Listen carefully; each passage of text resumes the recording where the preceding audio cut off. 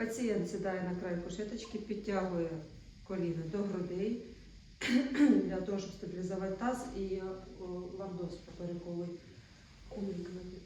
Далі лягає на кушеточку і тестуємо, виходить, ми ліву ногу. Контролюємо, щоб поперек був притиснутий до кушетки. Нога має бути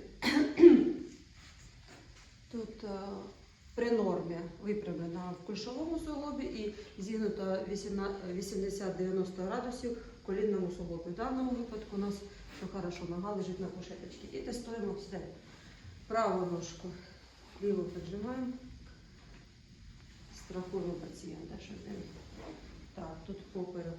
Тут трошки, бачите, ручка проходить. В колінному ножка зігнута градусів 80 тут є.